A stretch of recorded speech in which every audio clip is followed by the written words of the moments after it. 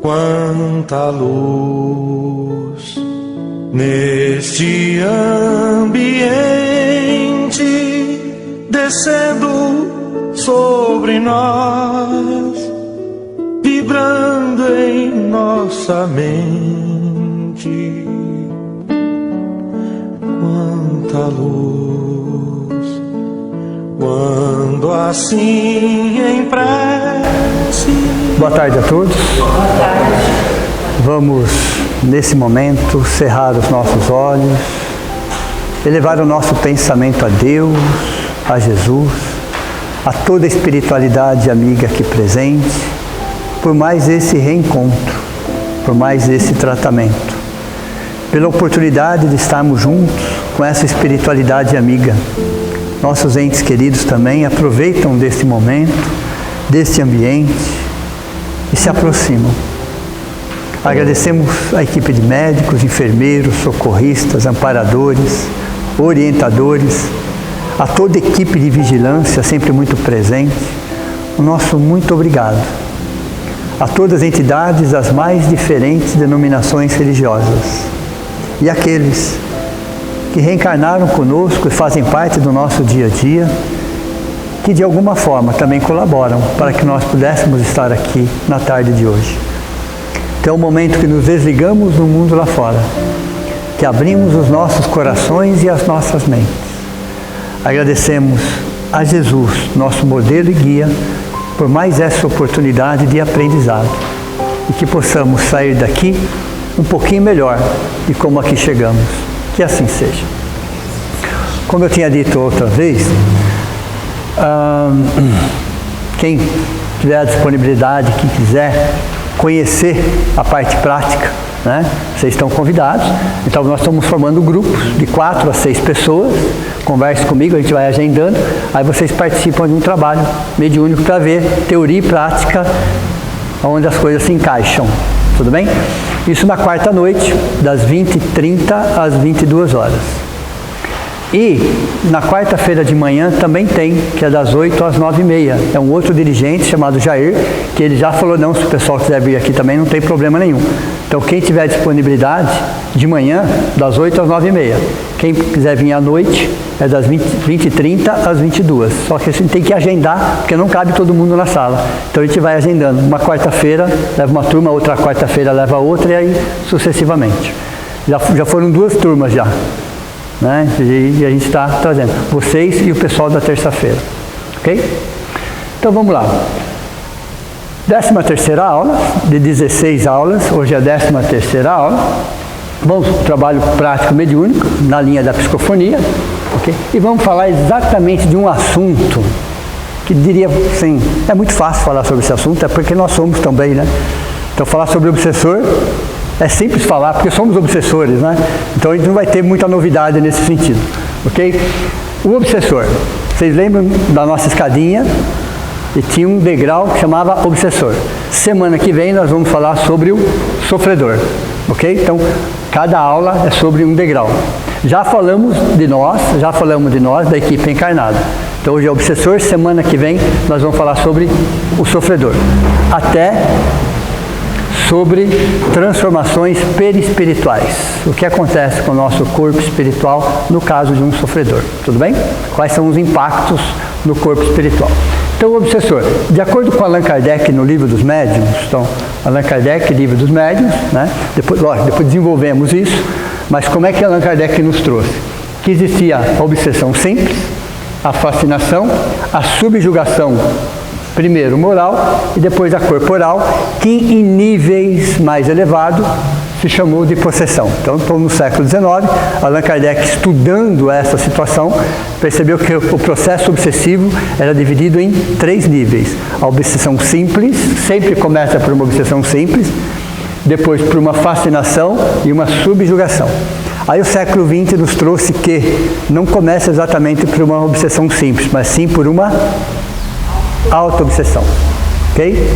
Então o século XX nos trouxe essa informação. Quer dizer que Allan Kardec estava errado? Não, pessoal, vamos pensar na época e o que estava acontecendo, da forma que estava sendo estudado. Ok? E é interessante que esse é um processo 1, 2, 3. E o segundo aqui é extremamente complicado para ser tratado. Quase que nem existe a possibilidade de tratamento no segundo, chamado fascinação.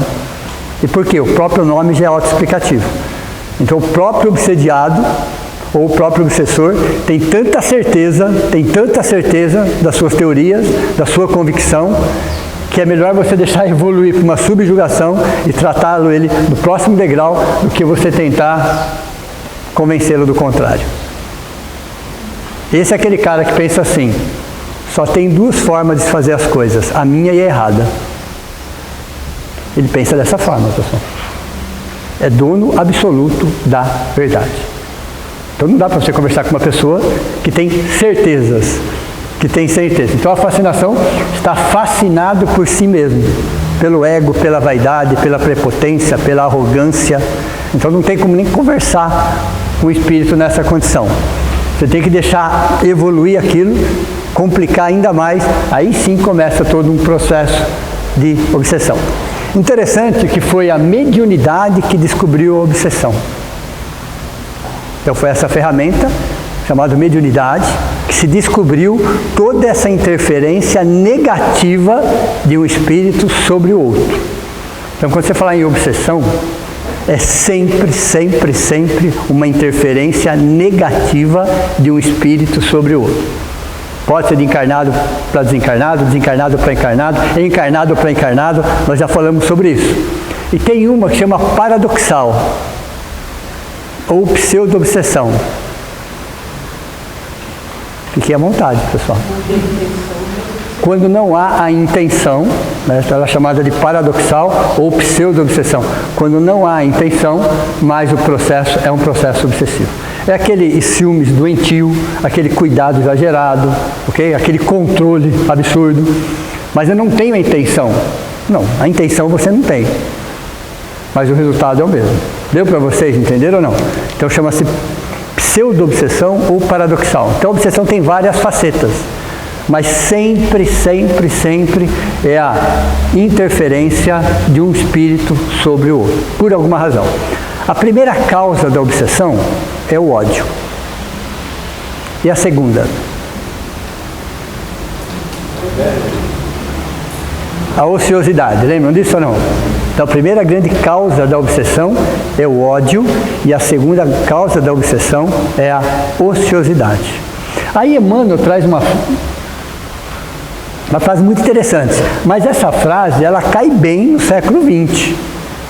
Para o século XXI eu já tenho que olhar isso e falar, peraí, não é que esteja errada a frase, mas tenho que me aprofundar um pouco mais. Ele diz assim: o ódio é um amor que enlouqueceu. O século XXI fala, viu, não é bem um amor que enlouqueceu. O amor não enlouquece. Quem que enlouquece então? A paixão. Deu para vocês entenderam ou não? O amor não enlouquece, o amor não desequilibra, não, ok? O que muitas vezes nós chamamos de amor, pessoal, nós chamamos de amor, mas não é exatamente amor, ainda não estamos nesse nível. Lembra quando a gente falava assim do amor maternal, paternal, filial, conjugal, fraternal, lembra disso ou não? Que é dividido? E desses amores, qual que é o mais puro? Fraternal. Ele não é o maior, mas ele é o mais puro. Então, se a gente quiser começar a entender o amor, é fraternal. O que é o amor fraternal? O amor de amigo. O amor de amigo é o amor mais puro do planeta Terra, não é o maior. O amor maternal é o maior. Mas é possessivo? Mães, ok? Você fala de boca cheia, não é verdade? Pronto. O amor fraternal, o amor de amigo não é possessivo. Ele não é possessivo, ok? Então você pode ficar 10 anos sem ver seu amigo, quando você vê, é festa, não é? Os outros amores, se ficar 2 dias, como é que faz? Já começa a cobrança, sim ou não é? Já começa a cobrança. Então, veja, isso é amor? Será que isso é amor realmente? Podemos até chamar, mas não é. Ok? Mas não é. Então, quando Emmanuel traz o ódio é o amor, eu coloquei até um asterisco aqui, para entender que não está errada a frase, pessoal, é que hoje, com o avanço da psicologia, das ciências do psique, a gente entende que não é exatamente isso que enlouquece, é outra coisa que enlouquece, ok? E enlouquece. E é interessante que nós estamos muito mais vinculados com o ódio do que com o amor. Repararam isso ou não? Porque o amor une e até liberta, e o ódio? Aprisiona e acorrenta. É ou não é isso daí? O amor une e até liberta. Veja, então ele é mais forte que esse amor que nós chamamos, ok? O ódio escraviza, acorrenta e aprisiona. É ou não é? A gente pensa mais naquelas pessoas que nos cometeram algum mal do que propriamente nas pessoas que nos fizeram bem. Sim ou não? Olha que coisa triste. Um inimigo ocupa mais tempo na nossa cabeça do que um amigo no coração. O inimigo ocupa mais tempo na nossa cabeça do que um amigo no coração. Você tem 10 pessoas que te favoreceram, você vai lembrar da 11ª que te prejudicou. Fazemos ou não fazemos isso? 10 pessoas se trataram bem naquele dia, uma foi mal educada. Em quem que você está pensando? Isso é no mínimo uma incoerência. É ou não é? No mínimo uma incoerência. Então une, o ódio acorrenta, aprisiona, muito mais do que o amor. Então a gente vai ter a primeira causa da obsessão é o ódio. Entenderam ou não? Não é um amor que enlouqueceu, mas foram outros sentimentos que acabaram enlouquecendo. Outros sentimentos. Então a obsessão é uma interação entre mentes. Pode ser de encarnado para encarnado, mas é uma interação entre mentes, ok? Não é exatamente físico. É uma questão de mente, não é questão cerebral, é uma questão de mente. Do que você sente, do que você pensa e dos seus valores. Tratar a obsessão significa, primeiro, tratar o obsediado. Não existe tratamento por obsessor se o obsediado não fizer a parte dele. Então, necessariamente, você pode afastar um obsessor e ele atrai mais 5. Se ele não melhorar como ser humano, se ele não corrigir algumas posturas dele, ele vai continuar sempre atraindo obsessores. Às vezes, obsessores pessoais e obsessores impessoais. O que é um obsessor impessoal? Ele não tem muito a ver com você, mas tem a ver com as suas tendências. Deu para vocês entender ou não? Ele não tem muito a ver com você, o impessoal.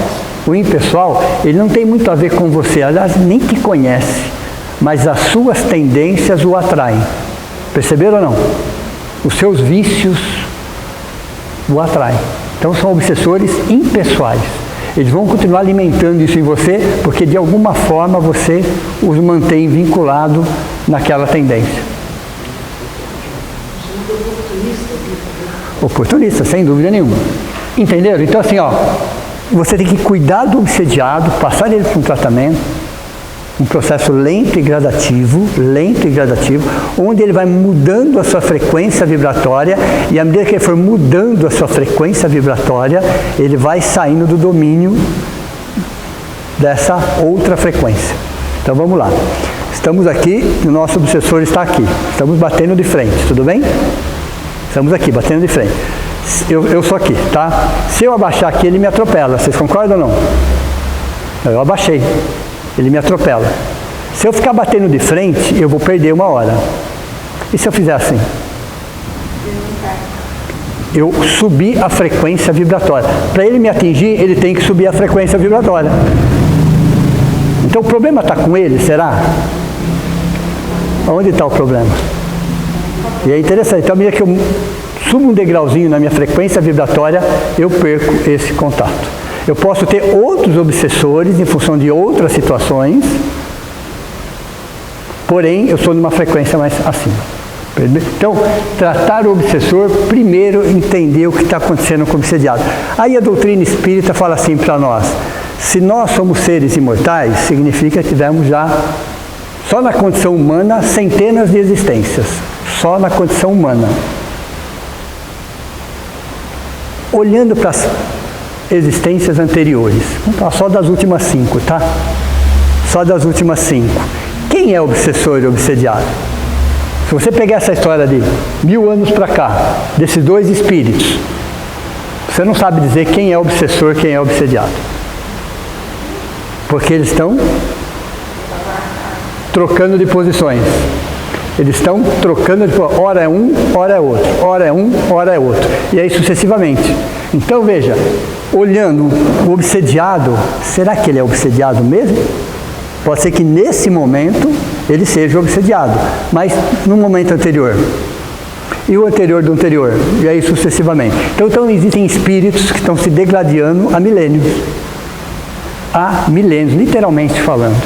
Então olhando aqui, você fala, nossa, coitadinho, é a vítima, e não sei o que lá. Quando você olha a licença passada, você fala, uia. Para não falar outra coisa, você fala, uia, tudo bem? E aí sucessivamente. Então, a primeira coisa a entender é que os dois estão sendo obsessores e obsediados. Então, aos nossos olhos de 5%, na nossa visão de 5%, às vezes nós achamos, esse aqui é o obsediado. Não necessariamente. Pode até ser que nesse momento, sim, neste momento e nos momentos anteriores.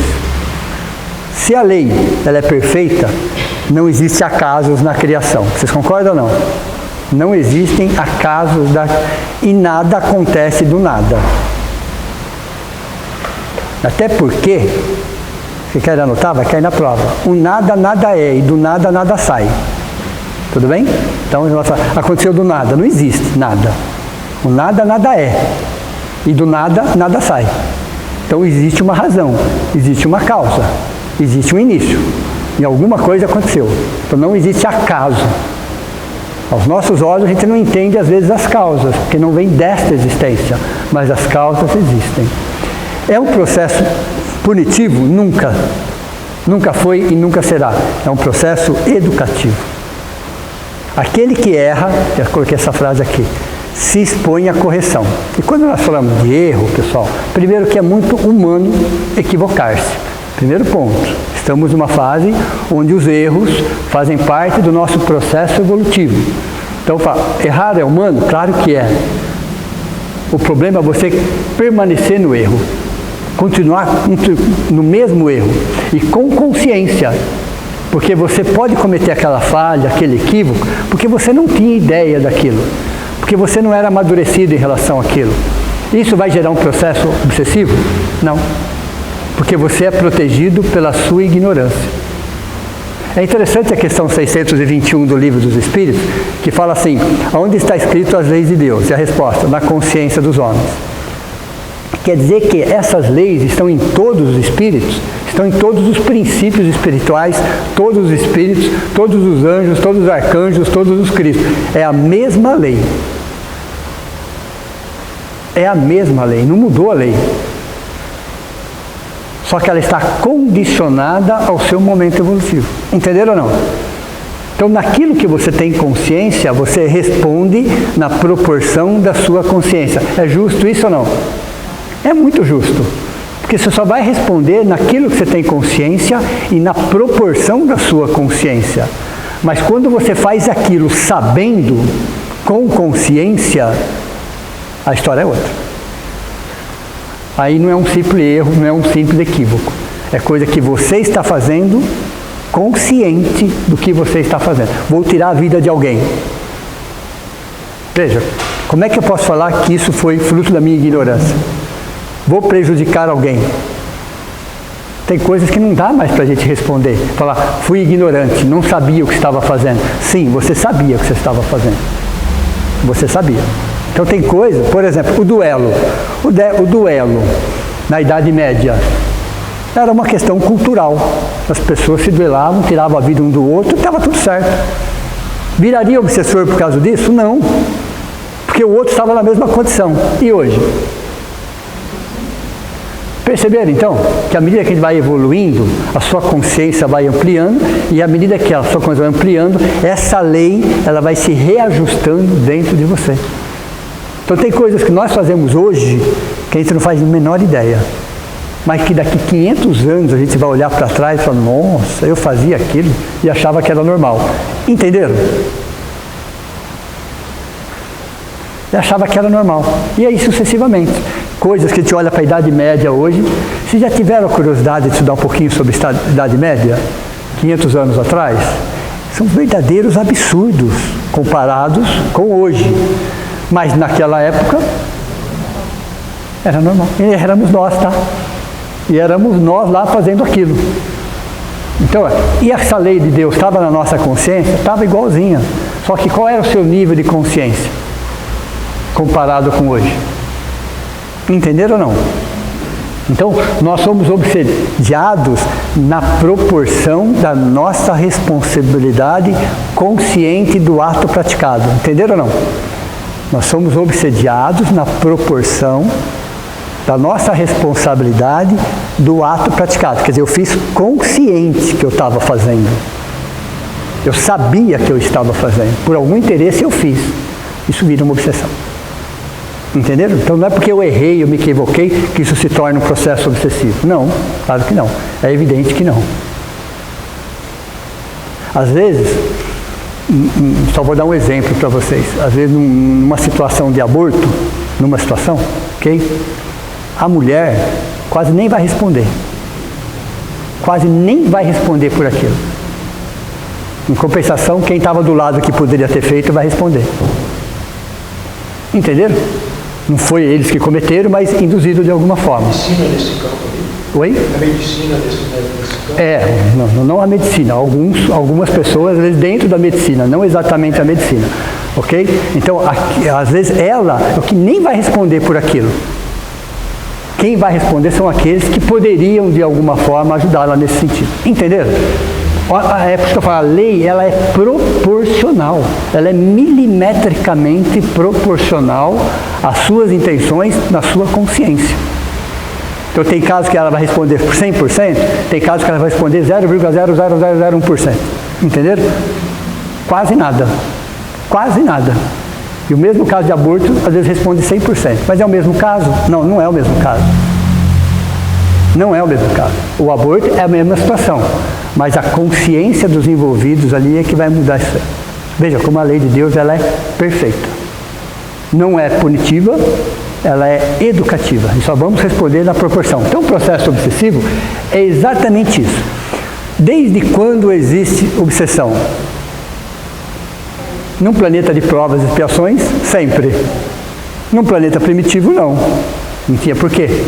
Ok? Num planeta de provas. E só existe obsessão num planeta de provas e expiações. A lição do perdão é só para um planeta de provas e expiações, pessoal. Dali para cima não precisa mais da lição do perdão. Os espíritos já passaram por isso. Já entenderam isso. Só existe obsessão porque não existe o perdão. Deixemos de ser obsessores e não seremos mais obsediados. Então nós também somos obsessores. Nós também somos, ok? Então a obsessão sempre existiu dentro de um planeta de provas e expiações. Mais ou menos 4.000 anos antes de Cristo, 3.000 anos depois de Cristo. Então nós já vivemos dentro disso 6.000 anos.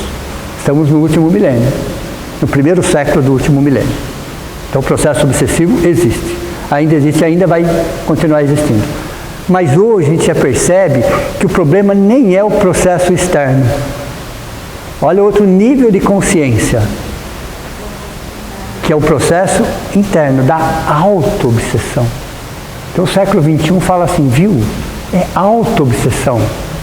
O problema não está depois disso. Depois disso é uma consequência disso. Então o ponto zero, Allan Kardec chamou de obsessão simples, tudo bem. Mas o século XXI fala assim, olha, antes da obsessão simples existe a auto-obsessão. Falta de amor próprio, falta de cuidado, mágoas, ressentimentos, ódios. Tudo isso vai abrindo uma brecha, literalmente falando, para que espíritos na mesma sintonia, na mesma frequência, vão tomando conta da nossa mente. Quando você fala obsessão simples, pessoal, não é uma simples obsessão, tá? Os processos de neuroses estão aí, ó. Então hoje a ciência já consegue até classificar. E a obsessão está até hoje sendo estudada cientificamente. Então já existem pesquisas dentro dessa área, não por espíritas, mas já entendendo que existe influência sobre aquela pessoa. Antigamente, as pessoas eram internadas em verdadeiros hospícios. A medicina não achava nada e deixava lá. De cada 10, 9 eram processos obsessivos. Por isso que não achava nada. No corpo da pessoa não tinha nada. Faziam todos os exames neurológicos e não dava nada. E a pessoa era completamente fora. Exato. Né? O hospital psiquiátrico de Uberaba, né? Nós fomos visitar inclusive. De cada 10, pessoal, 9 eram processos obsessivos. As pessoas eram trancafiadas, jogadas em hospitais. E ninguém sabia cuidar daquilo. Ninguém sabia. Num processo de desobsessão, os doentes iam melhorando. Num processo de desobsessão, mesmo estando lá. Tudo bem? Então, ó, em alguns casos, obsessores e obsediados foram espíritos afins em existências passadas. Foram espíritos que estavam unidos por alguma razão. E por alguma razão se desuniram, criaram vínculos de ódio, e isso vai perdurando. Você desencarna, o ódio está no espírito, não está no corpo. E o ódio continua da mesma forma, do mesmo jeito. Tudo bem? Entenderam? Veja. Quando você está trabalhando um processo de espiritualização, tanto para o obsediado quanto para o obsessor, um sentimento que vem depois que você é esclarecido chama-se arrependimento. Então todos nós nos arrependemos de algumas coisas, sim ou não? É natural. E que bom, ótimo, isso é natural e é saudável. Só que existem 2 tipos de arrependimentos. Normalmente nós ficamos com o segundo, que não ajuda em nada, que não agrega nada, que ainda assim é um subproduto do orgulho. Então existem 2 tipos de arrependimentos, tá? Sendo que o segundo, chamado de arrependimento negativo, não agrega nada, não melhora nada e ainda assim é um subproduto do orgulho. Arrependimento negativo, ressentimentos, culpas, justificativas. Então você olha, realmente eu me arrependo de ter feito aquilo, mas eu fiz aquilo por causa daquilo. Entenderam ou não? Culpa. Eu me sinto culpado, não me sinto mais um ser humano, aquilo pesa. Culpa é um subproduto do orgulho. A culpa não vai ajudar em nada. Ressentimento. O que é ressentir? Não deu, a primeira vez foi fraco, é melhor ressentir de novo, né? É sentir de novo. Então não bastou da primeira vez, eu tenho que ficar relembrando daquilo de tempos em tempos para sentir as mesmas emoções. Então ressentimento é ressentir, sentir de novo. Esse tipo de arrependimento não agrega nada, porque abaixa a sua vibração. É você ter o arrependimento positivo. O que é arrependimento positivo? Assuma a sua responsabilidade. Se foi de 1% a 99%, assuma o seu percentual, sem justificativa, sem terceirizar. Quando que a gente percebe que uma pessoa está melhorando? Quando ela para de terceirizar e justificar.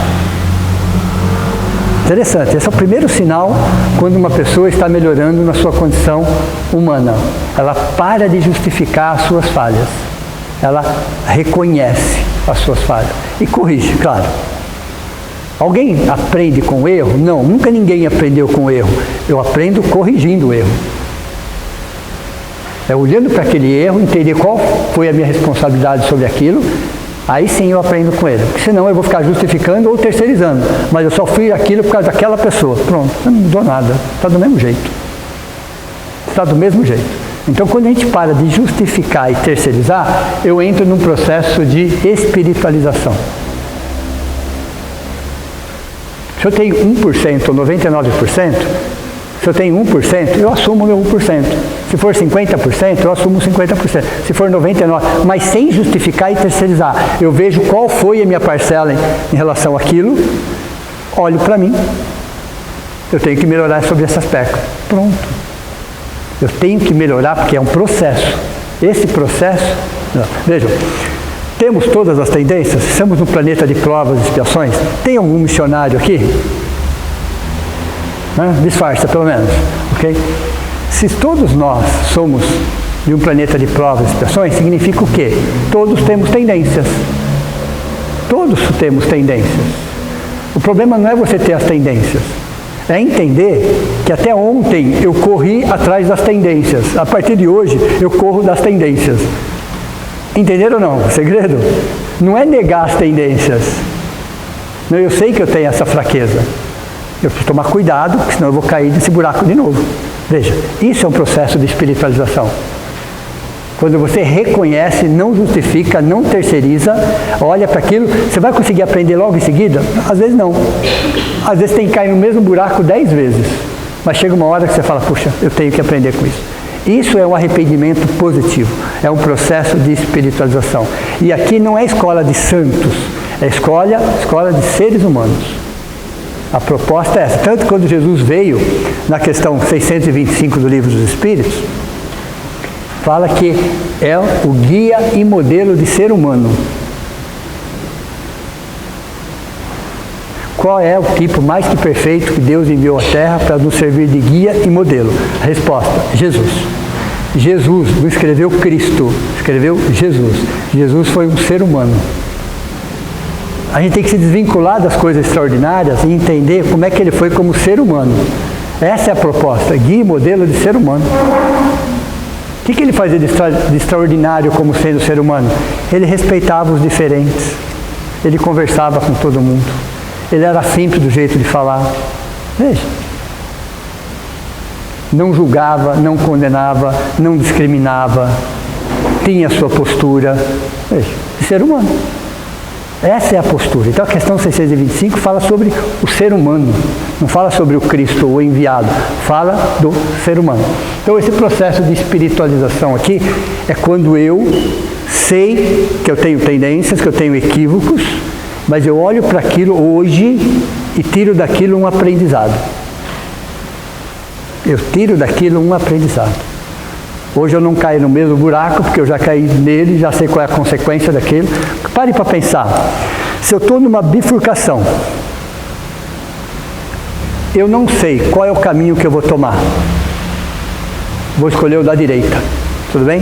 Aí eu chego e percebo que o da direita não foi o melhor caminho. A hora que eu voltar, eu já sei que o da direita não foi o melhor caminho. Mas para isso eu precisei andar para a direita. Tira isso como um aprendizado. A próxima vez eu vou entender que existe o da esquerda, porque o da direita eu já conheço. Então, às vezes, nós, na condição de provas e expiações, eu tenho que passar por algumas situações porque eu não aprendi aquilo ainda, eu não sei o resultado daquilo. A hora que eu sei, eu volto e escolho outro caminho. É assim. É assim que funciona. Você ganha experiência, você ganha aprendizado. Tem uma frase de Emmanuel que fala assim, que eu gosto muito. O malfeitor de ontem será o benfeitor de amanhã. O malfeitor de ontem será o benfeitor de amanhã. Por quê? Ele vai pegar todo aquele passado ele vai olhar e vai tirar verdadeiros ensinamentos daquele passado. E aí ele consegue transformar aquilo em sabedoria. Mas é dele aquilo. Ele aprendeu com aquilo. Então, quando ele vem nos orientar em relação a algumas coisas, é porque ele já passou por aquilo. E digo, os nossos benfeitores, nossos orientadores, 99,99% foram terríveis em existências passadas. Eles mesmos falam isso.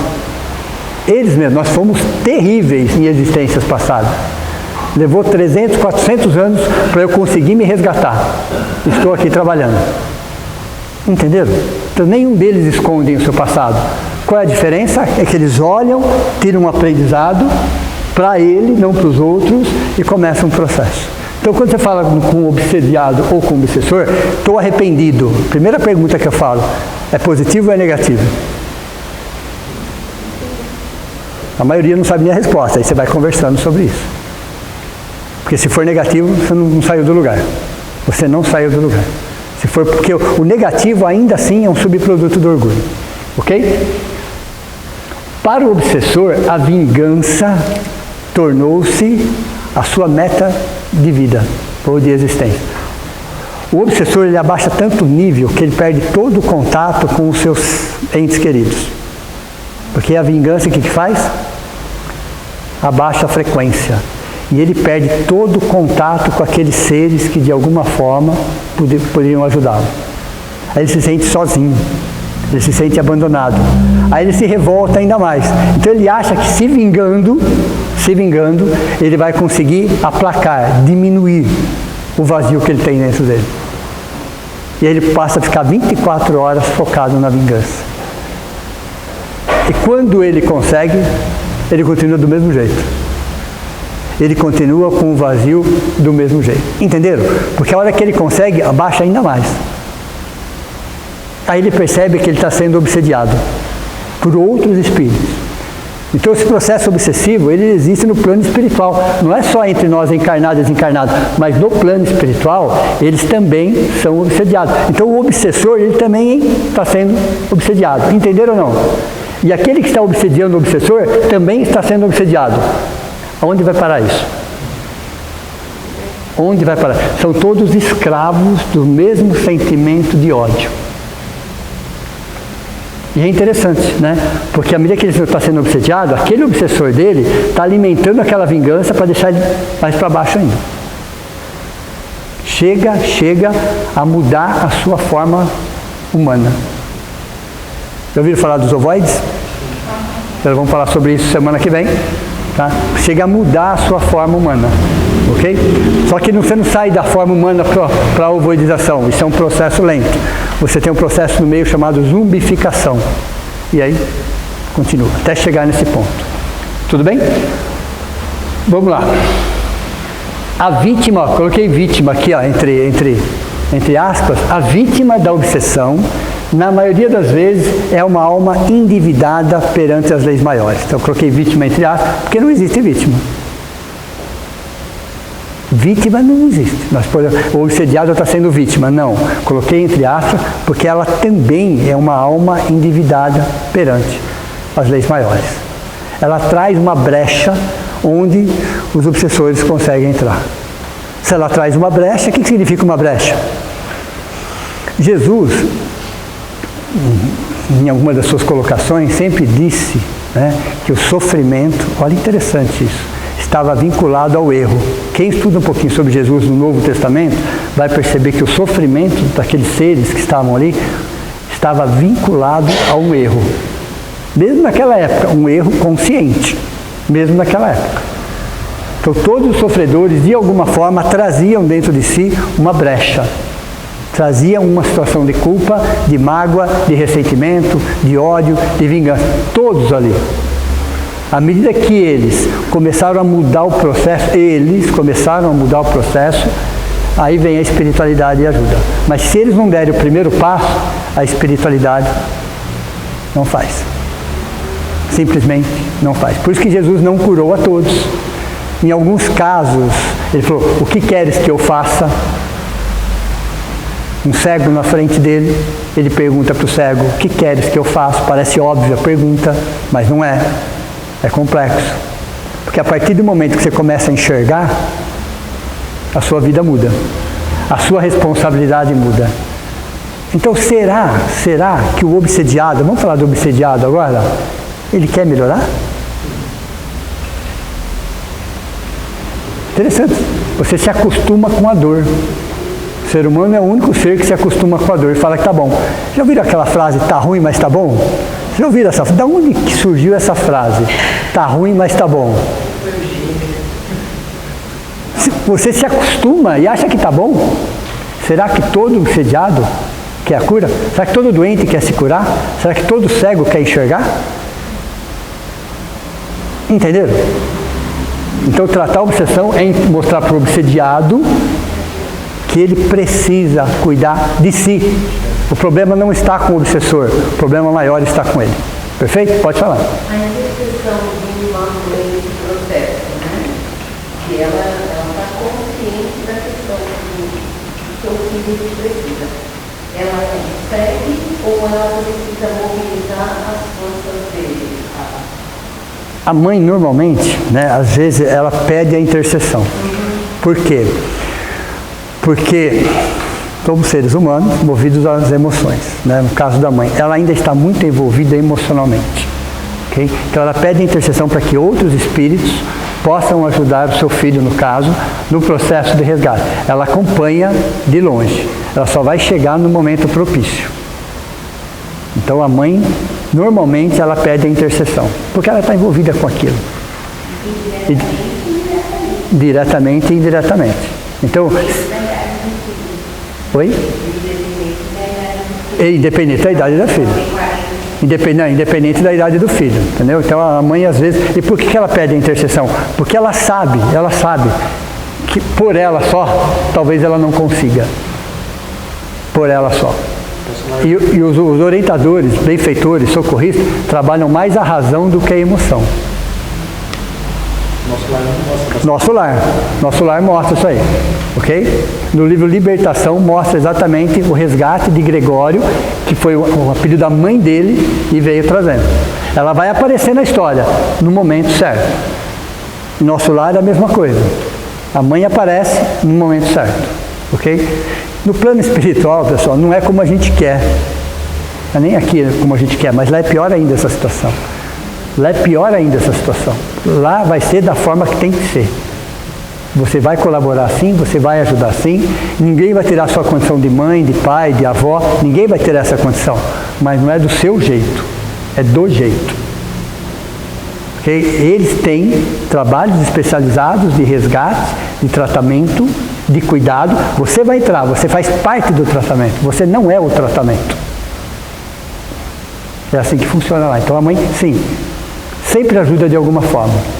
Sempre ajuda. Colabora, essa palavra. Ok? Então vamos lá. Vamos classificar os obsessores. Não estão todos aí. Cada qual tem a sua característica, o seu perfil psicológico, a sua maneira de trabalhar. Mas um trabalho de desobsessão, né? Quem são? Como vêm? São todos iguais? Todos movidos pelo ódio. Sim. Pessoal, impessoal. Às vezes você está cuidando de um ali, aí chega o outro muito bravo com você porque você está cuidando daquele ali. Então vamos lá. Classificação dos obsessores. Não estão todos, mas a maioria está aqui. O que nós chamamos aqui de dirigente das trevas. É o chefe. Ele tem um grupo de obsessores que trabalham para ele, são escravos dele. Ele fala que não, são os amigos. Não, são escravos. Porque se um se rebelar e quiser sair, você vai ver onde vai parar essa amizade. Tudo bem? Então são o chefe. Ele vem normalmente na condição de chefe. Então ele tem uma legião de espíritos, onde ele vai traçando planos e esses espíritos vão trabalhando para ele. São, literalmente falando, escravos. Então quando você está tratando um obsessor, que você consegue estar conversando com ele, esses aparecem. E quando eles aparecem, chegam muito bravos, literalmente falando. Tá? Na semana passada eu expliquei para vocês o que segura isso. Lembram disso? Para que a gente possa conversar com eles, quem que está nos dando toda a estrutura espiritual, moral, vibração, para que a gente possa conversar com o espírito. E às vezes chegam paramentados, chegam em cima de cavalos, sabe? Eles chegam daquele jeito, chegando para impor aquela situação. E vem confrontando, e vem ameaçando, e vem. Por isso que o médium tem que segurar. Então eles vêm porque eles estão perdendo escravos. Eles falam que são os meus trabalhadores, são os meus amigos. Não são escravos. Ok? Então quando eles começam a perder essa condição em cima de um obsessor, eles vêm muito bravos, muito irritado, ok? Vem o planejador. Olha, interessante o planejador, ele é contratado, tá? Ele é remunerado. Qual é o tipo de ganho a gente não sabe, mas eles só fazem se tiver um ganho em cima disso. Ok? Então o planejador, coloquei até uma asterística aqui, são extremamente inteligentes. Literalmente atualizados com todas as técnicas obsessivas do século XXI. Extremamente tecnológicos, pessoal. Eles usam de todos os recursos, todas as ferramentas, todo o conhecimento para implantar sistemas obsessivos à distância. Chips, ok? Controle à distância. Então você não tem obsessor para você conversar. Aí que vem a técnica chamada apometria, que nos ajuda a descrever esses casos. Então, os processos obsessivos estão no século XXI. Os trabalhos de desobsessão estão no século XX. Está tendo uma defasagem aí. Então, os trabalhos de desobsessão não atualizaram algumas técnicas obsessivas, tudo bem? E agora, como é que a gente faz? O plano espiritual cuida. Vamos fazer a nossa parte, mas quem está perdendo somos nós, que poderíamos estar participando com mais conhecimento e com mais técnica. Entenderam? Então, o planejador é aquele que vem, às vezes ele é pessoal, às vezes ele é impessoal, ele é contratado, literalmente falando. Ele traz tudo que ele sabe, tudo que ele pode, para implantar um processo obsessivo. Aí, às vezes é com ele, às vezes não é com ele. Entenderam? Ele pode ser pessoal ou impessoal. O jurista, o próprio nome, né? Conhece todas as leis. Vem para condenar, tá? O jurista aí vem para condenar. Cometeu esse delito, essa falha, dentro da lei, dentro disso, profundos conhecedores das leis. Profundos conhecedores das leis humanas. Ok? E algumas das leis divinas, de acordo com o Velho Testamento, eles adoram o Velho Testamento. E por que o Velho Testamento, pessoal? Por que eles se apegam mais no Velho Testamento do que no Novo Testamento?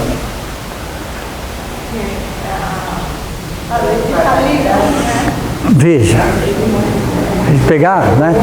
Mas era necessário para aquela época. Vamos ver que Moisés, século 13 a.C., 3.300 anos. Naquela época, veja, precisava ser daquela forma, daquele jeito, porque nós éramos extremamente rebeldes e agressivos. Então o Velho Testamento é uma sequência de nãos, uma sequência de imposições. Então eles adoram o Velho Testamento porque está escrito aqui, está escrito ali, está escrito ali, mas foi uma fase. Então Moisés fala o que não fazer. Jesus vem e fala o que fazer. A doutrina espírita fala assim, o que não fazer, o que fazer e o porquê. Entenderam ou não? São fases. Por isso que fala a doutrina espírita, a terceira revelação. E para nós chegou com esse nome. Para nós chegou com esse nome. Existe uma quarta? Existe uma quinta? Existe, claro que existe, pessoal. As revelações vão chegando à medida que nós vamos evoluindo. Então, no Velho Testamento, o não era algo necessário. E a imposição e o medo era necessário. Jesus já traz um outro movimento. É o amor. O que se faça, o que se pode fazer. Aí se passaram 1.700 anos, é a terceira revelação. O que não fazer, o que fazer e o porquê. Por que não fazer isso? Por que fazer aquilo? Entendeu? É uma sequência de revelações. Então o jurista, ele vem conhecedores das leis e fala todas as leis. A gente precisaria ter um advogado lá para tentar entender um pouquinho o que eles falam. Porque eles são extremamente técnicos, extremamente objetivos. É lógico, que eu comentei com vocês, se eles vêm de um lado, do nosso lado também tem espíritos que também conhecem as leis, tanto quanto, e nos ajudam no diálogo.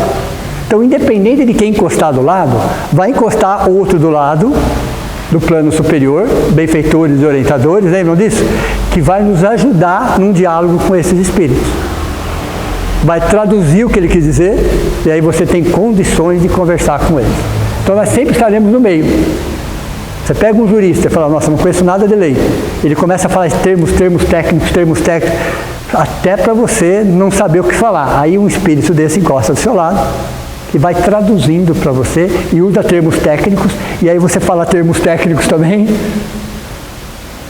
e aí a conversa flui. Tudo bem?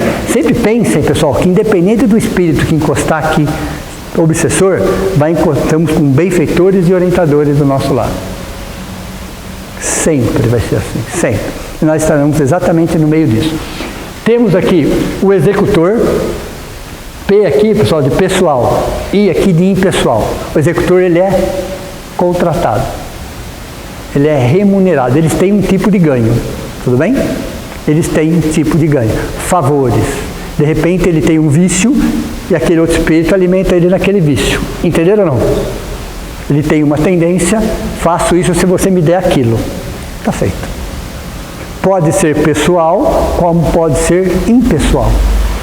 São frios, são calculistas, são executores, ó, executores.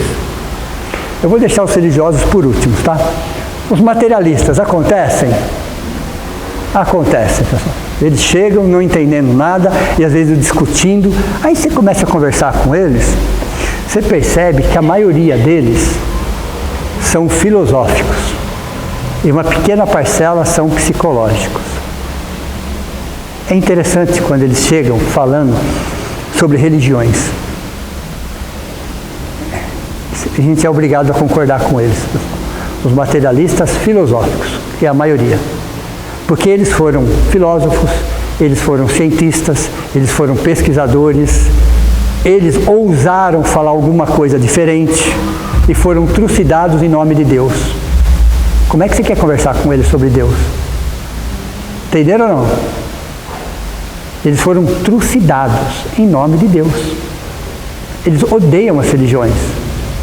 Porque foram cientistas, pesquisadores, ousaram na época deles, discutir, perguntar, não aceitar determinados dogmas.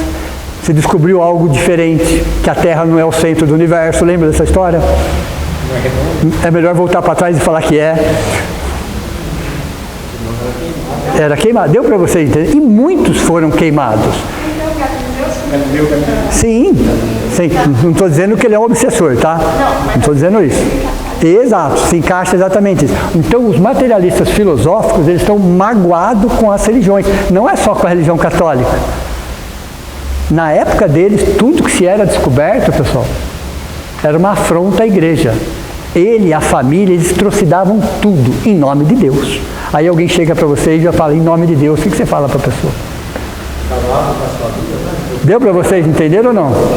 Como é que você vai conversar com um espírito desse e você fala assim, em nome de Deus? Ele fala, em nome de Deus? Ele fala, em nome de Deus? Aí eles traçam toda uma conversa. Você concorda ou não concorda com eles? Você tem razão, mas eu vou explicar para você agora o que é Deus e o que são as religiões. Que existe uma diferença. Eles não sabem, às vezes, essa diferença, porque é tudo em nome de Deus. Então, quando chegam os materialistas conversar com vocês, 90% são filosóficos. E eles têm as suas razões. Eles só estão equivocados no ponto. Tem um livro de um cientista, não vou lembrar o nome dele, fez muito sucesso, uns 10 anos atrás. Cheguei a comprar esse livro, cheguei a ler esse livro. Deus, um delírio. Lembram desse livro? Lembram desse livro? Deus, um delírio. Ok? Eu comprei esse livro. E ele fala tudo que as religiões fizeram no último milênio. É um cientista, materialista. O livro está perfeito. Ele só errou o alvo. O livro está perfeito. Ele escreveu de uma forma um documentário de tudo que aconteceu, com provas de tudo que aconteceu. Deus, um delírio. Steve Hawkins, alguma coisa assim, sobre o nome dele. Eu li esse livro, pessoal. E eu concordei com o livro inteiro. No final do livro, eu cheguei à conclusão. Ele só errou o alvo. Porque não tinha nada a ver com Deus isso. Porque Deus, não tem nada a ver com Deus isso. Foram as religiões em nome de Deus. Deu para vocês entenderam ou não? Então, esses materialistas, quando chegam para conversar, eles trazem uma mágoa profunda em relação às religiões, que para eles é Deus. E os psicológicos, é uma minoria, de cada 10, 1. Eram aqueles que nunca quiseram se envolver, porque sabiam que tinha que mudar alguma coisa dentro deles. Sabe aquela coisa, melhor não mexer com isso, deixa eu levar a minha vida do jeito que eu levo, nas minhas tendências, ninguém tem nada a ver com isso. Sabe? E aí eles chegam no plano espiritual e veem uma realidade muito diferente daquilo que eles estavam pensando. Aí são os psicológicos nesse sentido. Não tem nada contra as religiões, muito pelo contrário, eles fogem, porque eles sabem, se começar a estudar sobre qualquer assunto nessa área, eles vão ter que rever alguns conceitos. São os psicológicos. Mas de cada 10, 1 é assim, os outros 9 são filosóficos. Então eles aparecem também. Então a pior coisa que tem para falar é em nome de Deus. Você vai falar sobre religiões com ele, não sobre Deus. Aí você vai falar sobre causa primária. Aí você entra até em assuntos científicos para conversar com eles, porque eles são conhecedores. Esse espírito está do seu lado, mas é importante que a gente também estude sobre esses assuntos, que a gente pesquise também um pouco sobre esses assuntos. Porque eles vão utilizar um pouco do nosso conhecimento para nos ensinar e para ensinar aquele espírito também. Entenderam? O intelectual, o próprio nome já diz, né? Sabe tudo de tudo. Fascinado pela sua inteligência. Sabe tudo de qualquer assunto. Então eles vêm justamente para discutir fé aqui. Aí você fala para ele assim, antes de discutir fé, vamos discutir crenças. O que você quer discutir comigo não é fé, é crença. Aí você começa a conversar sobre crenças. Eles trazem as crenças, tá? E aí você vai ver seitas, crenças, para chegar à conclusão que tudo aquilo não é fé, aquilo são crenças. Então eles vêm para discutir fé, quando na verdade eles estão entendendo crenças. Cabe a nós mostrar para eles o que são crenças. Perfeito? Então o intelectual vem nesse sentido. Tem o vingador, literalmente falando, pessoal e impessoal. Aquele que foca a vingança, que pode ser pessoal ou impessoal. Impessoal, ele está sendo remunerado, contratado para aquilo. Perfeito? Magos e feiticeiros. Né? Então vamos entender um pouco melhor do que é isso. Quando a gente fala a palavra magia, significa manipulação de elemento. Então a palavra magia não diz nada. Manipulação de elementos. Se você vai fazer um bolo em casa, você está fazendo uma magia. Você está manipulando elementos. Tem? Magia branca ou magia negra é você mudar alguma coisa para atender determinado fim. Você vai mudar aquilo. Qual é a diferença entre um veneno e um remédio? A dosagem, não é isso? Então veja, você usa os mesmos ingredientes, os mesmos elementos. Dependendo da sua intenção, aquilo é uma magia negra ou uma magia branca. Mas a palavra magia significa manipulação só. Quando um mago negro chega, o que teme um mago negro? O que ele teme? O que ele tem medo? Um mago branco. Por quê? Eles têm a mesma idade, mais ou menos. Estudaram na mesma escola. Tiveram os mesmos professores. Só que um resolveu usar todo aquele conhecimento para um fim e o outro usa o mesmo conhecimento para outro fim. Então o que mais teme o mago negro, é encontrar um mago negro, branco. Porque o mago branco está no degrau de cima. Conhece tudo que ele conhece, só que ele está no degrau acima. Perceberam ou não? Espiritualidade. Então os magos são espíritos extremamente inteligentes, milenares, que já manipulam elementos, conhecem a fundo tudo isso. E eles vão manipular isso. Vão usar os feiticeiros. Então, você tem aqui, ó, primeiro degrau, dragões. Segundo degrau, magos, negros. Terceiro degrau, feiticeiros. É assim que funciona. Tudo bem? Dragões, vamos falar um pouquinho sobre ele para vocês. Dragões são espíritos, tá? É só um nome isso, é só um nome, provindo de outras esferas, que foram expulsos das suas esferas, dos seus planetas, que estão, entre aspas, aprisionados no planeta Terra, extremamente magoados com Jesus, porque foi de Jesus, o Cristo no caso, que trouxe eles para cá. Okay? Eles achavam que iam dominar o planeta Terra, então vêm de outros orbes, então tudo que eles puderem fazer para não destruir, porque não existe a menor possibilidade disso, mas para impedir ou para dilatar o processo de provas e expiações. Ok? Essa mudança de vibração. Então, quando nós falamos das 7 camadas espirituais, que vocês se lembram delas? Lembram? De cima para baixo ou de baixo para cima, pessoal? Então vamos lá, começar de cima para baixo. Diretrizes do planeta, tudo bem? Lá em cima. Depois nós temos amor fraterno, artes em geral, umbral, crosta, subcrosta e abismo. Os dragões ficam no abismo. Tudo bem? Isso é uma frequência vibratória, pessoal. Ok? Então, onde ficam os dragões? Num lugar chamado abismo. Então, tem um livro aí chamado Abismo, mas não está falando desse abismo, é só o título do nome. Ele está falando da subcrosta. Então, tem um livro de Ranieri. Esse livro tem mais de 20 anos. O título é Abismo, ok? Mas ele não está falando do abismo. O abismo está sabendo agora, 10 anos para cá que a gente está sabendo sobre o que acontece lá. Então, os dragões ficam no abismo. Os magos ficam na subcrosta. Na subcrosta, tudo bem? Magos e feiticeiros ficam na subcrosta.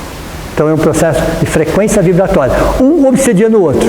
Então, os dragões obsediam os magos, que obsediam os feiticeiros, que obsediam os obsessores. Entenderam o processo ou não? Um acaba obsediando o outro. Primeira Guerra Mundial. Segunda Guerra Mundial. Quem idealizou foram os dragões. E para eles, tanto faz esse país ou aquele país, tá? Não estou nem um pouco preocupado aí com as razões e os porquês. Eles quiseram a guerra. Então, quem idealizou foram eles idealizaram. Quem concretizou? Um pessoalzinho aí da crosta, não sei se já ouviram falar deles. Tem um pessoalzinho da crosta encarnado ali, ó. Esse pessoal é terrível. Então, foram eles que materializaram a ideia.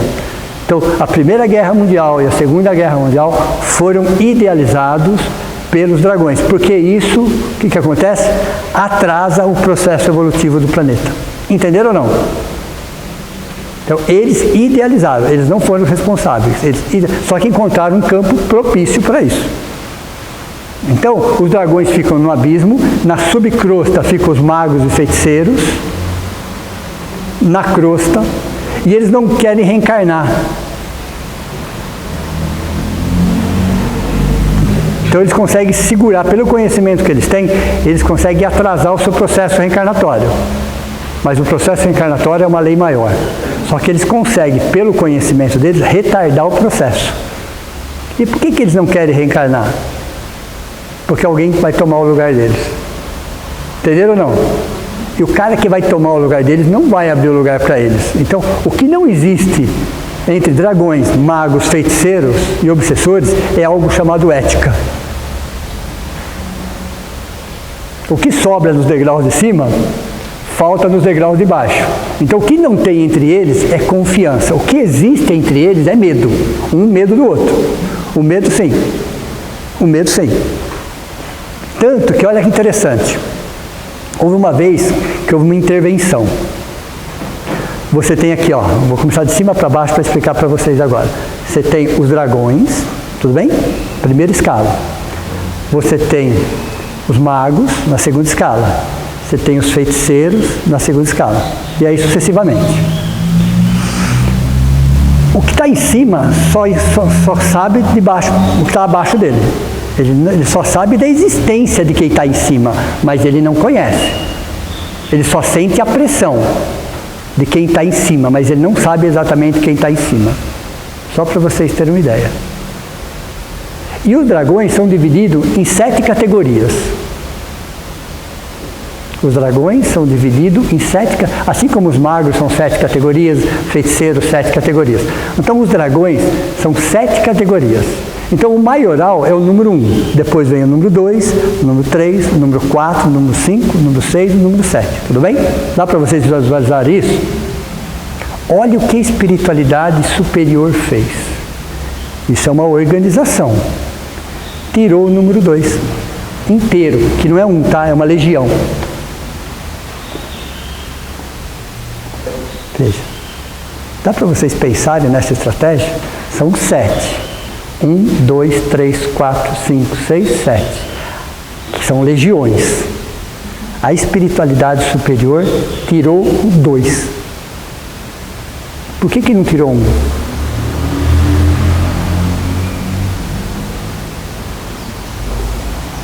Veja, então se eles são inteligentes, a espiritualidade superior é um pouquinho mais. Tirando 2, 1 pensou, se fez isso com o 2, não vai ser difícil fazer isso comigo. O 3 pensou, se fez isso com o 2, eu sou o próximo. Então desequilibrou toda essa estrutura, tirando o 2. Porque se eu tiro um, o 2 sobe. Vocês concordam ou não? Tudo sobe. Se eu tirar um, tudo sobe. A escala sobe naturalmente. E se eu tirar o 2? A escala não subiu. Perceberam então? Então, por mais que eles sejam inteligentes e são, a espiritualidade superior é mais inteligente ainda. Então, a estratégia da espiritualidade superior, mas onde foi parar o 2 inteiro? Em um outro orbe. Em um outro orbe.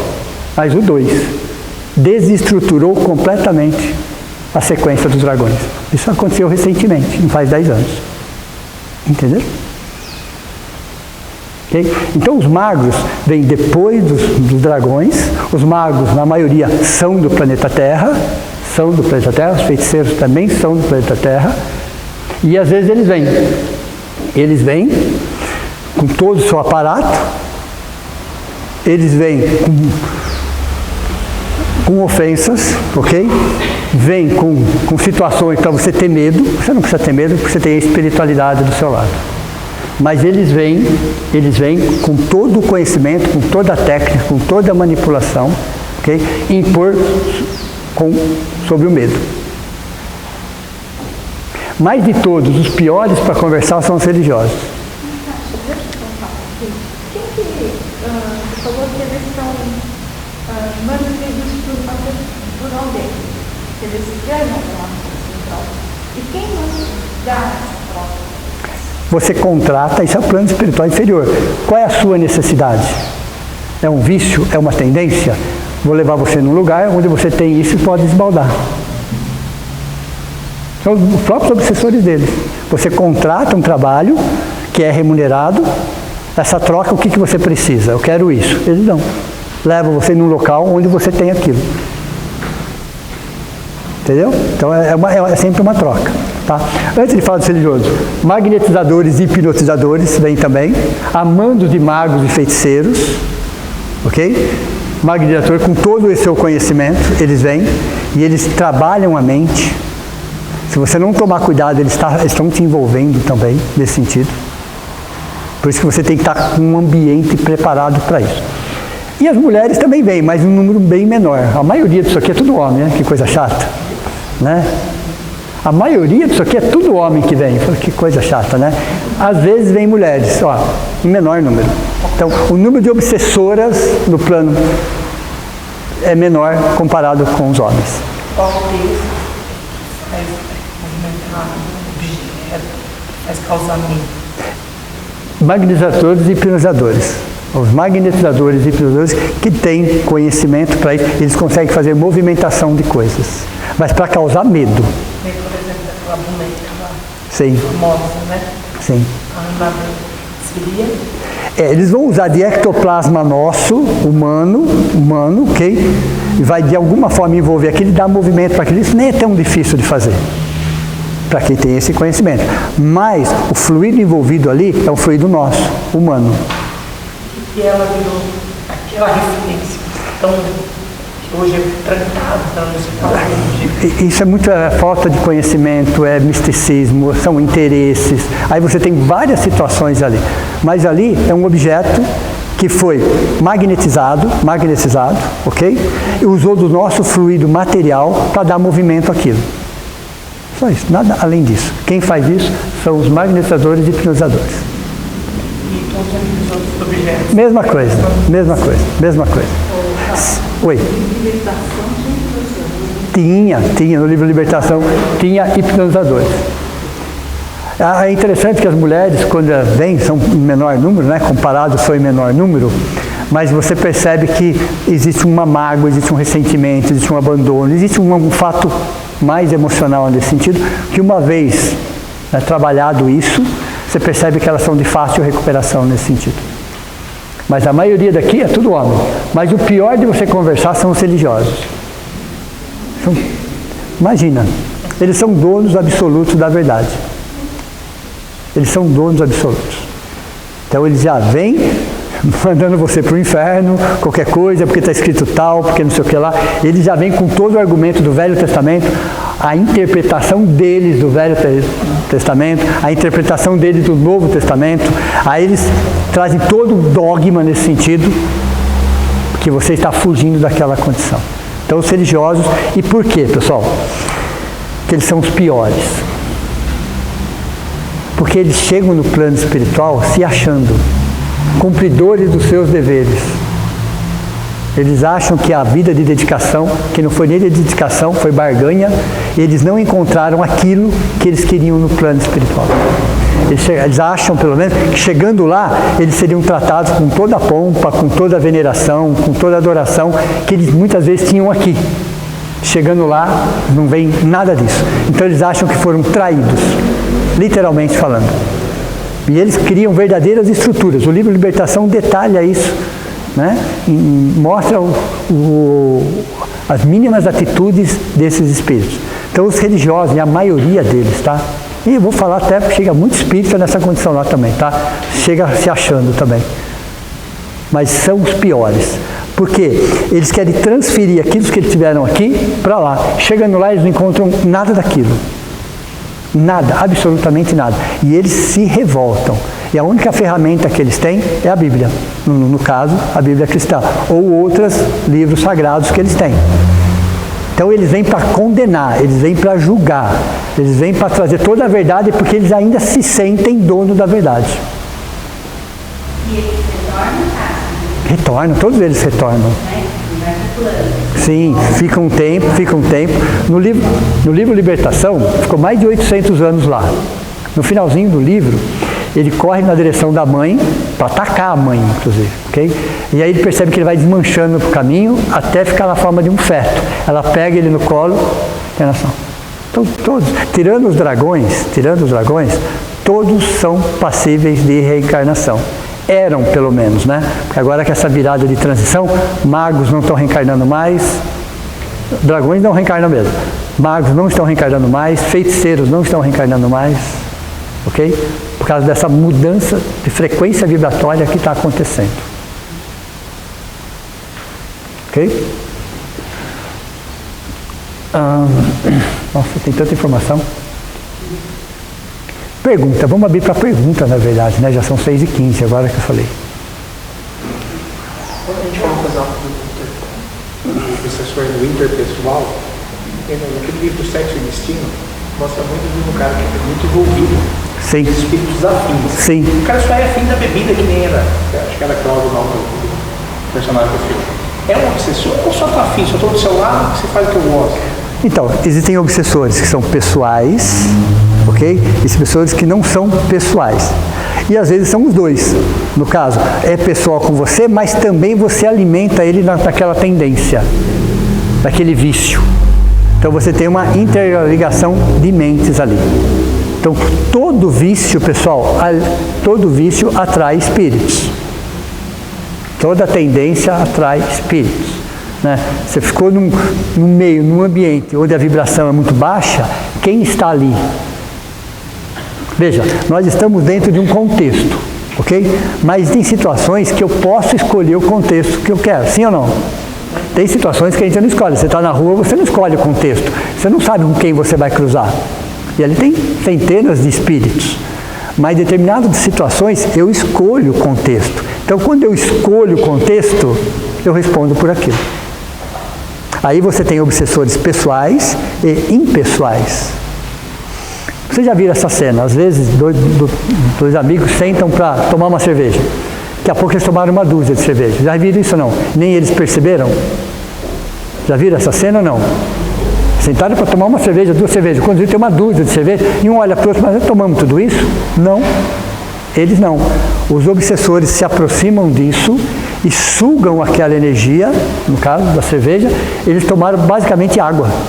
Porque toda aquela que vem, né, quando está tomando, fica no ar, os obsessores sugam tudo aquilo. Não só a cerveja, tá, pessoal? Todos os vícios. Cigarro, qualquer vício. Os obsessores estão ali, estão sugando. Porque quando você abre qualquer... É mesmo, se chegando em casa, a comida, você não, antes de estar ali, você não faz assim e sente o cheiro? Quando você sente o cheiro, antes dela ficar pronta, já não dá uma placada na fome? É a mesma coisa. Eles fazem a mesma coisa. É a mesma situação. Eles não têm como pegar comida, tomar cerveja ou qualquer vício. Então eles vão ficar perto de alguém que emana aquilo lá, emanando aquilo, eu me alimento daquilo. Entenderam ou não? Então parte daquilo que está sendo emanado está sendo consumido por eles. Então os encarnados sentem muito pouco daquilo, daquela quantidade. Entenderam ou não? Os exageros? Os exageros porque você tem um grupo de espíritos usando do mesmo vício, usufruindo das mesmas emanações. Como eles não têm como pegar materialmente, eles buscam aquela emanação, aquilo que fica no entorno. Como seria a Cracolândia, pessoal? Imagina. Né? Como seria a Cracolândia, né? Você tem muitos benfeitores ali, orientadores, socorristas, amparadores. Isso é inquestionável. Né? Mas você tem muitos espíritos ali que estão naquela condição. Quanto mais evoluído for um espírito, nos piores lugares ele está. Entenderam ou não? Onde precisa, né? Quem que vai conversar com um dragão, pessoal? Quem que vai conversar com um mago? São espíritos que estão, ok? Para dar ponto de equilíbrio. Para dar ponto de equilíbrio. Então, quando você tem um espírito muito evoluído, ele pede para em determinados lugares bem complicados. Bem complicados. Para quem conhece, alguns conhecem, outros não conhecem. Jesus, né, no nosso caso. Ele trabalha num grupo de centenas de espíritos que mergulham no abismo assim, mergulham, literalmente falando. E a maioria não sabe que ele é o Cristo. São espíritos evoluídos de outras religiões, mergulham no abismo para socorrer espíritos. Ele está lá no meio. Ele está lá no meio.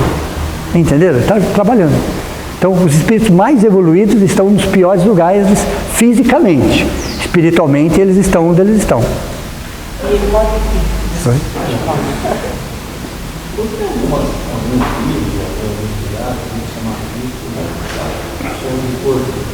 Cordeiro, porque na época lá, de acordo com aquela cultura, o cordeiro era imolado, era sacrificado, né? Então, quer dizer, e como dentro daquela escritura, ele veio para ser sacrificado, então cordeiro nesse sentido, porque naquela época eles sacrificavam cordeiro, né, para representar a sua fé, para representar uma festa, qualquer coisa, era um valor para eles o cordeiro.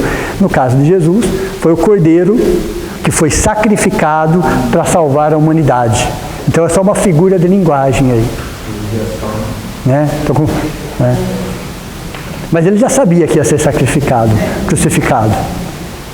Ele sabia, pois não. Esses que mergulham, alguns podem? Não. Sempre vão. Sempre. Porque para você mergulhar, você é um espírito superior. Ok? Nunca desce. Você, não no caso deles, Vamos falar do nosso caso mais pertinho de nós. Regeneração. Então, quem são os nossos missionários? Nós, estou falando de Cristo, pessoal, Cristo é a parte, tá? Quem são os espíritos? Quem são os espíritos que estão nos ajudando? São espíritos de regeneração. Ponto. Ok? Ponto. Esses espíritos, o próprio nome já fala, eles estão se regenerando. Então, existe uma possibilidade desses espíritos se enroscarem em fatos que eles ainda não estão 100% resolvidos. Entre nós. No livro Renúncia, quem leu o livro Renúncia aqui? Alcione ia encarnar, e o orientador dela disse assim, olha, você vai reencarnar França, começa assim, primeira frase, França, século, né? Bem Idade Média mesmo, e começa. O orientador dela, espiritual, falou, você tem certeza? Alcione era um espírito do degrau de cima, porque muitos que vão, ficam. Porque trazem algumas tendências, apesar de ter melhorado sobre alguns aspectos, ainda tem situações. Ficam um tempo a mais. Perguntaram para ela, tem certeza do que quer fazer? Porque ela ainda era um espírito humano. Ok? Então, no nosso caso, os nossos orientadores, benfeitores, são espíritos humanos. Regeneração. Então, eles têm algumas coisas dentro deles que eles também têm que arrumar. Então, eles podem reencarnar e atrasar esse processo. Muitos reencarnam, pessoal, se envolvem em facilidades, né, o ego, prepotência, arrogância, vieram com determinada missão e se perdem. Isso é comum, tá? Isso não é normal, isso é comum. Nosso lar 2, né? Você entendeu? Nosso lar 2 fala sobre esse assunto. Então, às vezes, vêm preparados teoricamente, mas chegando aqui, frente a toda essa situação que acontece, acaba se perdendo. Isso pode acontecer porque são espíritos de regeneração. Agora, o espírito acima, reencarnando na crosta, não. Porque todas as lições do planeta eles já aprenderam. Pode falar. Pode falar. Nós, né, como reencarnamos, temos a bênção do crescimento. Pessoas assim, necessariamente lá, alguns dos nossos parentes militares, poxa, do outro lado, ver aquilo, né? Sim. Há alguma possibilidade, eles têm alguma possibilidade de nos ajudar no oriental, ou eles não têm essa Quem exatamente? Nossos parentes. Pode. Se ele estiver no degrauzinho de cima, sim. Ou sem problema nenhum. Ou, isso é inquestionável. Então, nossos entes queridos, né, que estão no plano espiritual, não todos, mas uma parte deles já se melhoraram em relação a algumas coisas e eles podem nos orientar nesse sentido. Isso é normal, isso acontece. Sem problema nenhum. Até porque quando você está no plano espiritual, nós aqui somos da colônia das flores, tá? Já comentei isso com vocês. Então você está na colônia das flores, depois de um tempo que você está lá, você já reconceituou, você já ressignificou, você já reviu algumas coisas em você. Aí você é convidado a ajudar um ente querido que está encarnado nesse sentido. Você já não ama mais de forma possessiva, ok? Então você vem para ajudar assim. Isso é normal acontecer, normal, ok? Pode falar.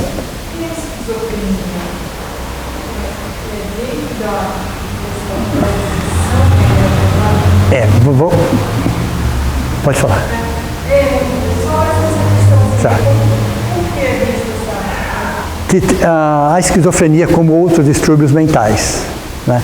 O espírito reencarnante, ele já traz isso para ser tratado. Ok?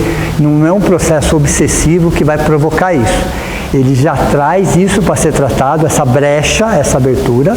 Se ele se cuida, né, no instrutor, está cuidado, sob tratamento.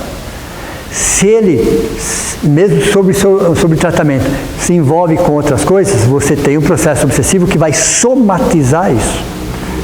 Mas nenhum processo obsessivo causa nenhum transtorno mental, a menos que ele já exista. Então é uma somatização de coisas que acontecem. Ok? Então assim, todo transtorno mental vem do MOB. Lembram do MOB, pessoal? Vem do MOB, já vem o espírito, já traz aquilo para tratamento. Se ele se cuida, não dá processo obsessivo. Se ele não se cuida, há um processo obsessivo que vai somatizar isso. Somatizar. Bem?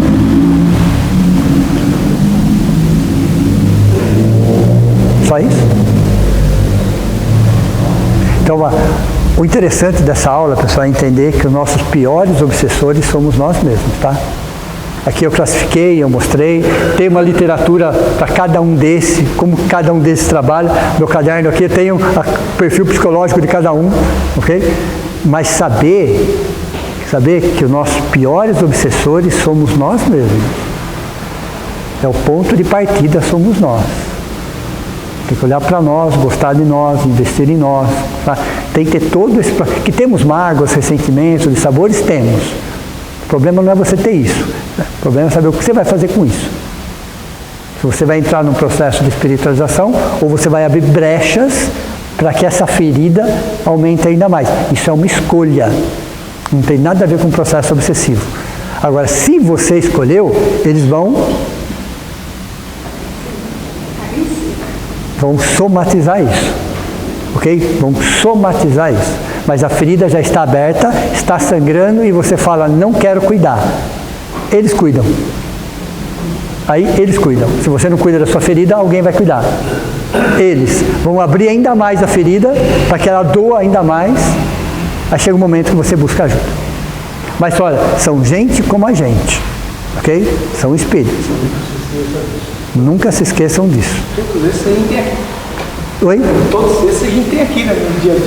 Então, tem uma parte deles encarnada. Tirando os dragões que eu já expliquei para vocês, ok? Que são espíritos milenares, que são transferidos de orbe para orbe, os outros são todos nossos. Então, somos nós. Tudo bem? Então o problema nem é a magia, é saber o que você vai fazer com aquele elemento. Ok? Oi? Veja, por mais que tenham centros espíritas no Brasil, né, fora do Brasil também, mas principalmente no Brasil, é pouco para atender tanta contingência. Né? Então, quando você está conversando com um, é normal eles colocarem dentro daquele caso específico 5, 6, 10 pertinho, para que você possa, custo-benefício. Você está falando com um, outros estão sendo atendidos também nesse sentido. Mesmo assim, é pouco. A maior parte é trabalhado no plano espiritual, socorrido, amparado no plano espiritual. Não, porque não tem mão de obra, vamos dizer assim. Não tem mão de obra. Existe, mas ainda é pouco frente a essa contingência. São próprios lugares dos países que ainda Então, é uma oportunidade de trabalho, sem dúvida. É uma oportunidade de trabalho. A gente aprende muito conversando com eles. Porque todos eles têm um pouquinho de nós. Todos eles têm um pouquinho de nós. Então, sabe? Não cabe nenhum julgamento, nenhuma condenação, não. É um aprendizado. Mas a espiritualidade não cansa de falar. É a auto-obsessão o início de tudo. Não é o que foi, é o que vai daqui para frente. O que foi, já foi. É o que está hoje para frente. É do dia para a noite? Não. Que leve décadas, não tem problema. Não tem problema. O processo de espiritualização é um processo que vai levar séculos, mas eu tenho que dar o primeiro passo e eu não posso parar de caminhar. Entenderam ou não? Que seja passo de formiguinha, não tem problema, mas que seja passo, que eu não posso parar. Que seja 1 milímetro por ano, mas que seja 1 milímetro por ano. Entenderam ou não? Para frente. O que eu não posso é ficar estagnado. Ok? Vamos fazer a prece de encerramento?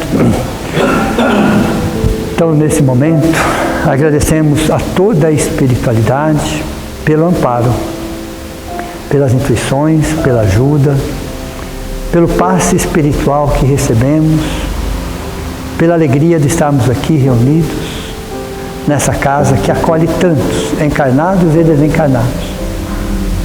Espíritos, assim como nós, precisando de amparo, de ajuda e de orientação, mas tendo sempre a certeza que Jesus, a sua vibração, o seu amor, está sempre presente. Ele é o Cristo planetário. Tudo o que acontece, de alguma forma, está sob a sua visão amorosa. Que possamos ter sempre a certeza que somos amados, amparados, orientados, mas que a lição essencial para nós é o alto amor. E que possamos investir muito em nós mesmos para sermos pessoas melhores e sermos felizes. Que assim seja. Até a próxima.